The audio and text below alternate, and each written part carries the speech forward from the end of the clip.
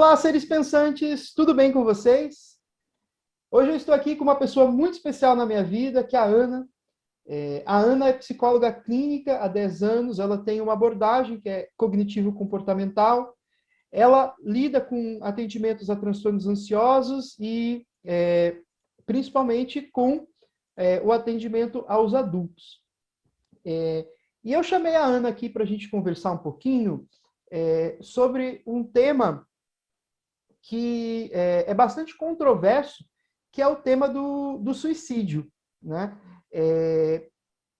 Na nossa cultura, desde o mundo antigo, existe uma tendência a ver o suicídio como algo moralmente ruim.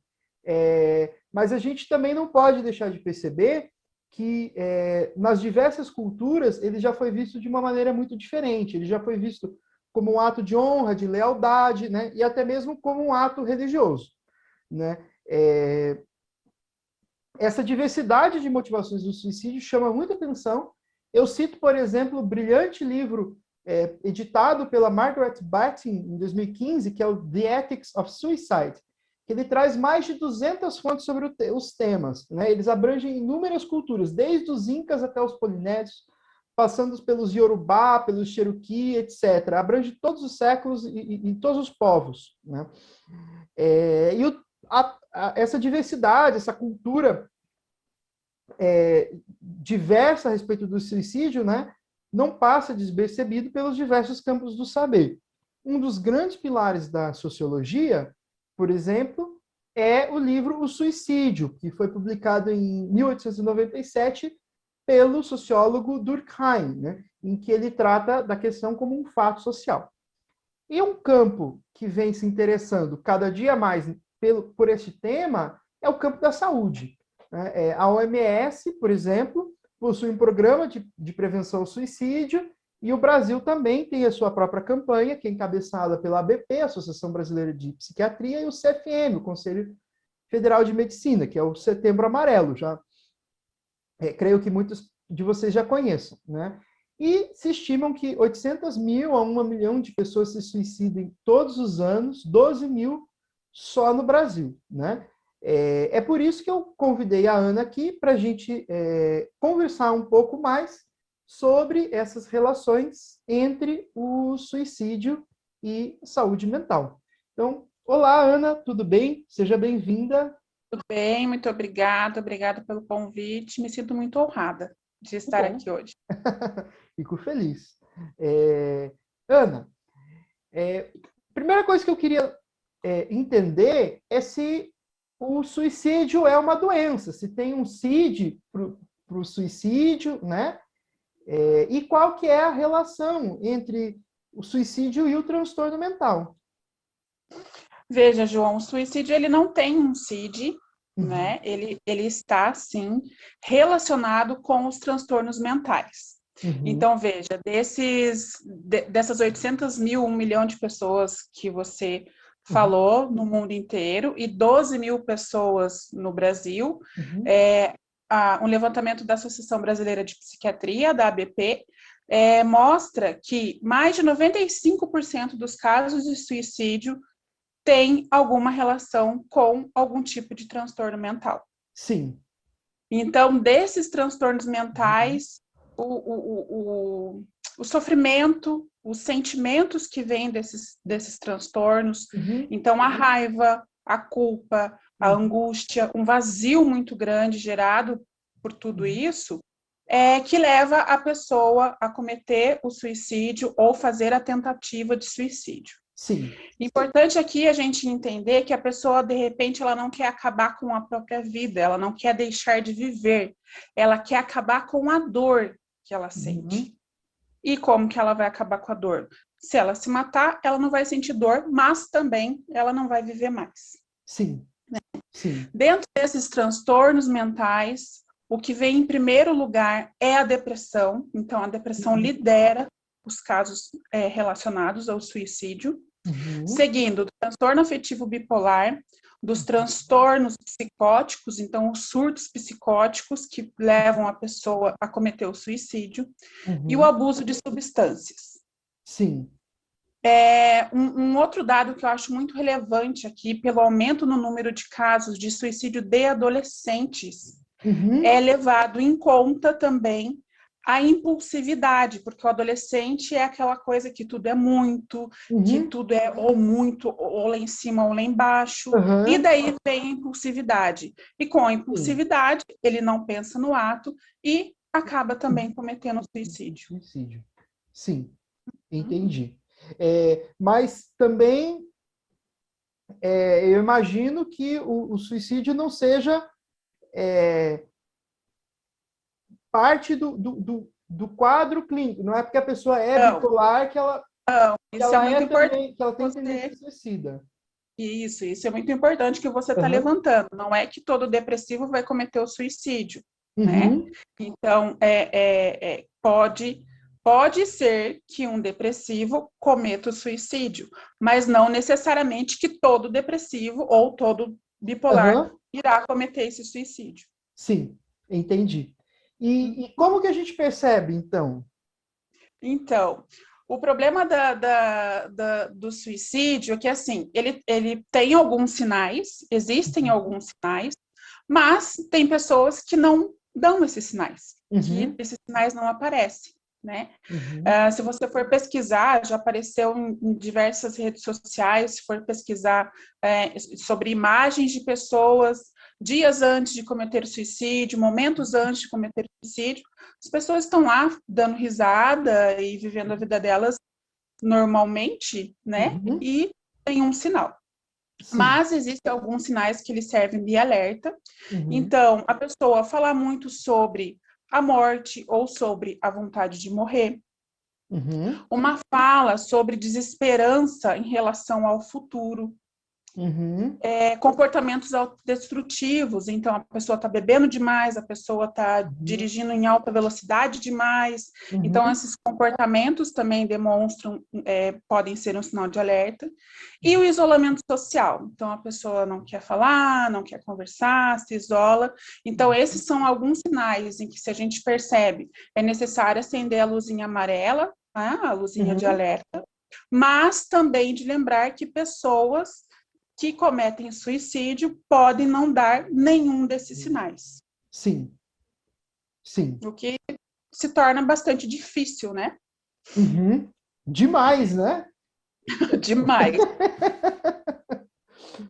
Exatamente. Eu acho que eu fico pensando, por exemplo, né, como professor, se é possível perceber alguma coisa, porque às vezes um aluno ele é mais quietinho mesmo, isso não significa que ele seja isolado, né? E que ele esteja... Exatamente.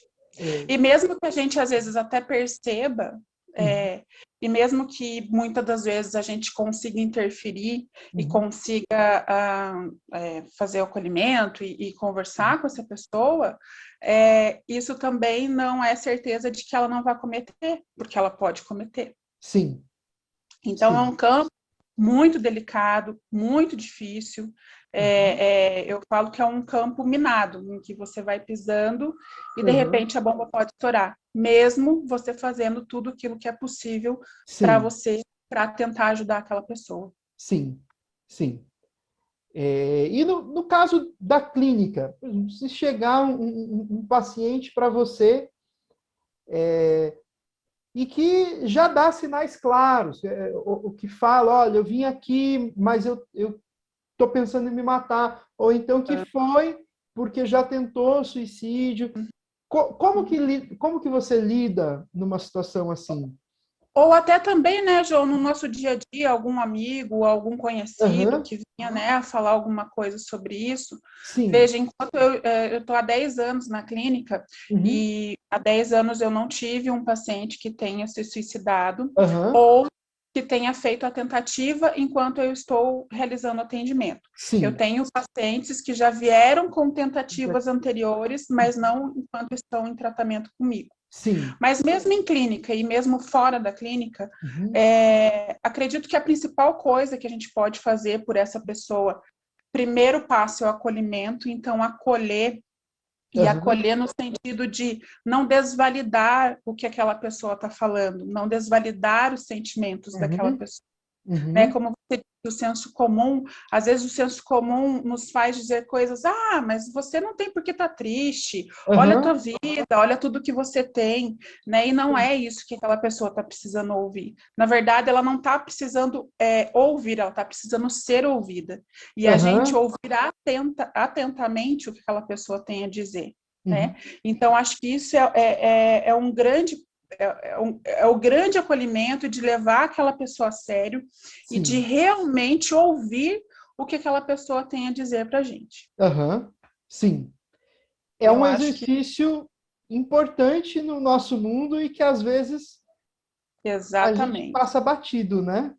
A gente passa batido, a gente passa, e até porque a gente não tem como saber o que o outro está pensando, né? Isso dentro da cognitiva, a gente chama de distorção de leitura mental. Então, eu não tenho como adivinhar o que você está pensando. Eu posso tentar, eu acho que você está pensando isso. Então, eu posso achar que aquela pessoa está pensando aquilo, mas eu não posso realmente saber se ela não me fala. E se eu não estou disposto a ouvir, essa pessoa vai saber que eu não estou disposto a ouvir. Ela vai perceber, mas para de falar besteira, para de falar isso, você tem uma vida maravilhosa, olha aí, você tem que ser grato, que agora tudo é gratidão, tudo tem que ser grato, né? É uma onda de gratidão, que todos são gratos, né? Então, e isso pode fazer com que essa pessoa, se você coloca dessa forma, essa pessoa, ao invés de você estar ajudando, você está complicando ainda mais a vida dessa pessoa. Sim, entendi. E, Ana, existem ameaças falsas de suicídio? Esses tempos eu ouvi que tem gente que só quer chamar atenção. João, a gente, nós da psicologia, nós não entendemos como chamar atenção, né? Nós entendemos como tentativa, porque realmente aquela pessoa, naquele momento, queria aquilo. Quem tentou uma vez não tenta de novo. A gente sabe que tenta, e que às vezes dá certo, que às vezes não dá certo, mas que ela pode tentar de novo. Então, essas coisas, como você disse, do senso comum, elas podem atrapalhar e muito esse entendimento, esse acolhimento, né? Eu acredito que quem faz uma tentativa de suicídio, a dor que ela sente é tão grande, em que em nenhum momento ela está querendo chamar atenção. Ela só está querendo acabar com aquela dor. Então, não existe chamar atenção. Existe dizer, estou em sofrimento, estou sentindo dor. Isso sim. Agora, chamar atenção, eu acho que vem muito do senso comum, pela falta de compreensão, de conhecimento e até por preconceito. Sim. E dá para tirar da cabeça uma pessoa que falou isso? A gente tira da cabeça isso? Como é que funciona? Talvez você já tenha respondido, você falou que é uma caixa preta, a gente não sabe direito. Não, mas eu acredito como qualquer outro pensamento, claro que esse em um nível, vamos dizer assim, muito mais grave, né? Mas a partir do momento em que você aceita e que você admite que você tem um problema e que sim, você está em sofrimento, eu acho que já é um grande passo para você começar a lidar com aquele pensamento. Então, de você não sentir vergonha, dos seus pensamentos e dos seus sentimentos, porque com esse tipo de pensamento vem muita culpa, vem muita vergonha, por tudo isso que a gente falou de senso comum também. Né? Você encontrar pessoas com quem você possa compartilhar esses pensamentos e esses sentimentos. Às vezes, no momento em que a pessoa está ali, naquele sofrimento, ela nem percebe que ela tem pessoas que ela pode compartilhar e com quem ela pode contar uma rede de apoio, mas isso é muito importante, então, que você tenha pessoas nas quais você confie e faça e compartilhe isso. E agora a gente entra uma outra coisa que eu quero colocar, e a gente entra daí, como eu falo, é um pilar de tratamento para qualquer coisa que seja. Da gente sempre tentar cultivar bons hábitos, no sentido de, mesmo em sofrimento, mas se eu aceito, se eu quero ajuda, então de procurar profissionais capacitados Aham. para essa doença mental, então psiquiatras e psicólogos que Sim. podem te ajudar.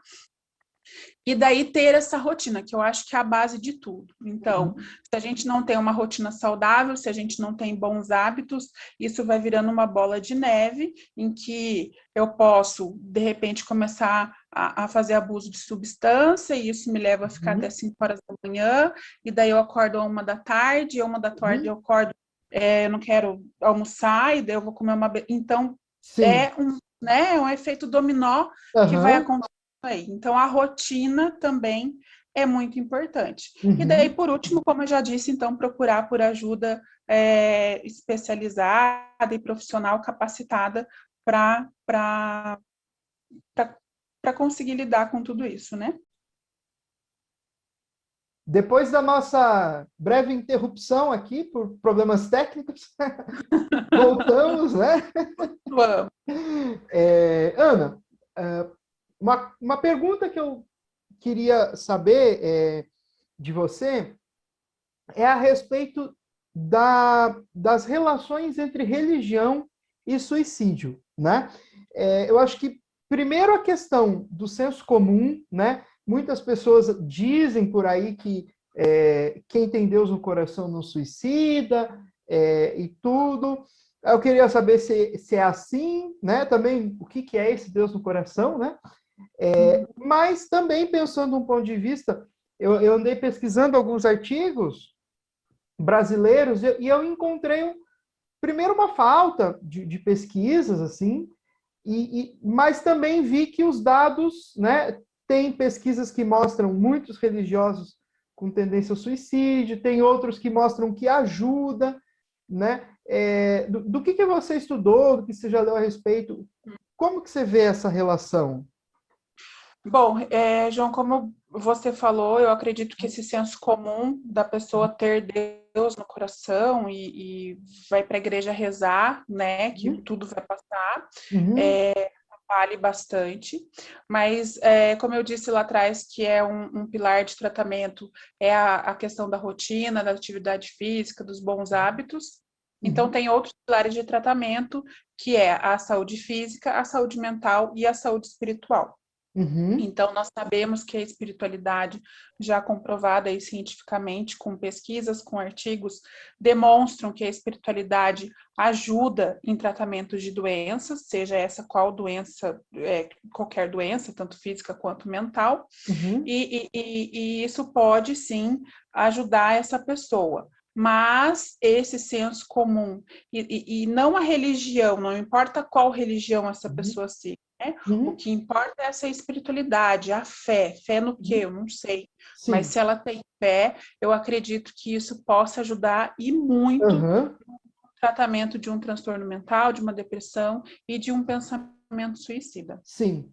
É uma, a fé no sentido de que as coisas vão mudar, as coisas não são só isso que a gente pensa. Nesse Né? sentido. Aham. O Deus, o Jesus vai Aham. me dar força, eu vou conseguir, exatamente nesse Sim. sentido, né? Aham.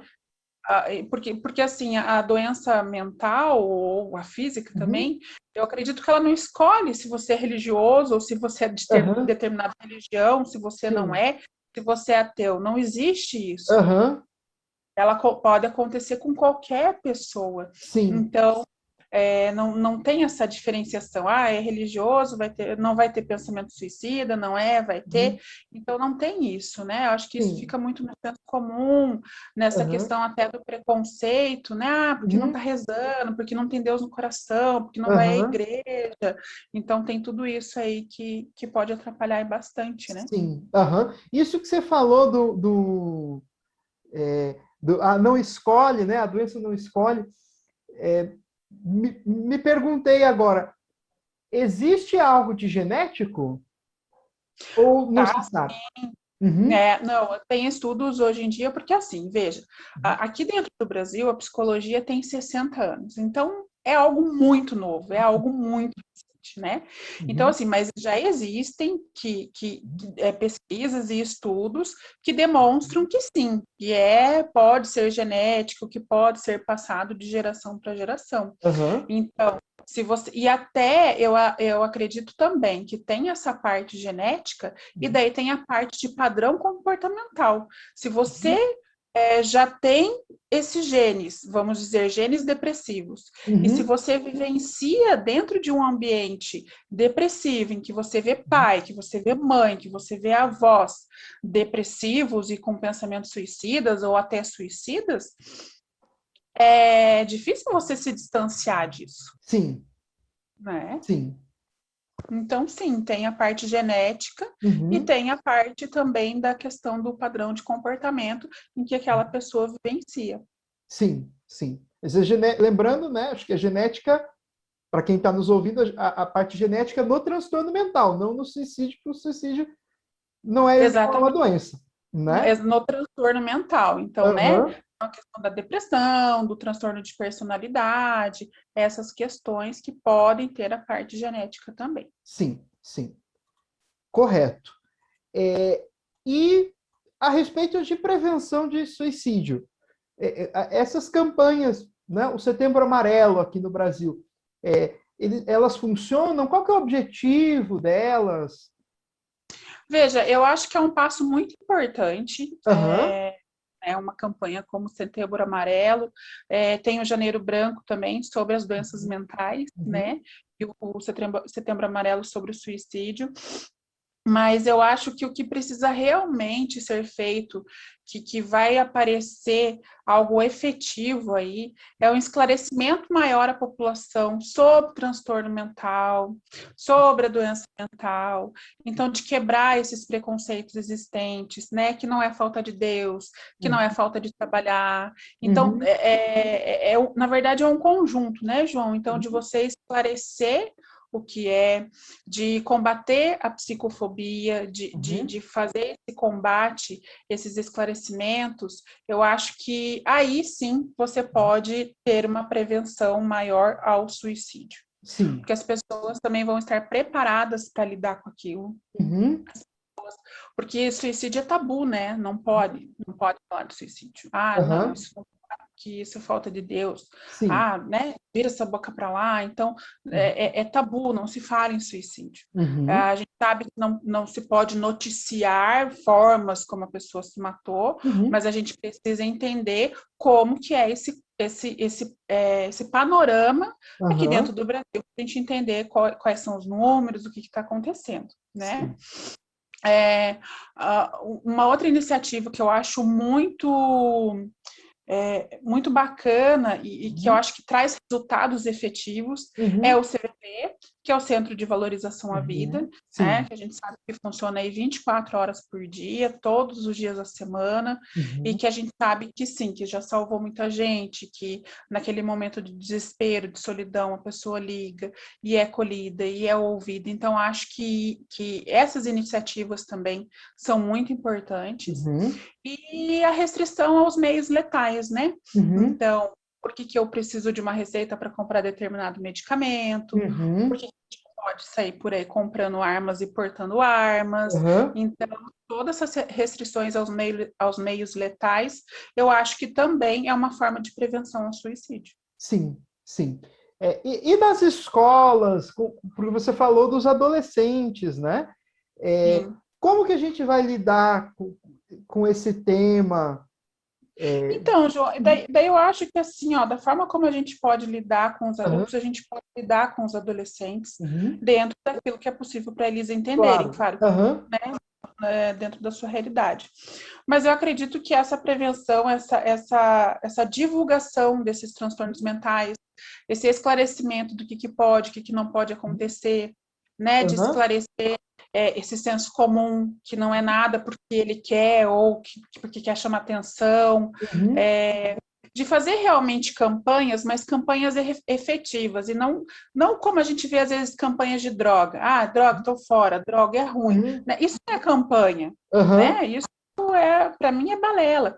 Então, Sim. assim, de realmente se infiltrar no meio desses adolescentes, Uhum. ouvir o que esses adolescentes têm, Uhum. quais as dores, quais os sofrimentos, e poder fazer esclarecimento, e o principal de tudo, né, é oferecer ajuda especializada para essas Uhum. pessoas, adolescentes ou adultos que estão nesse sofrimento. Sim, sim.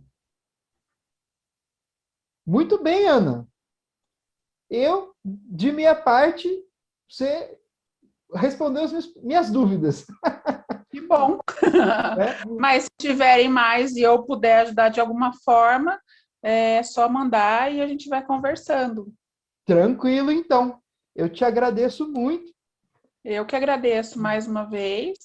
Como eu te disse, estou estreando por aqui, Sim. então vamos ver como que vai ser.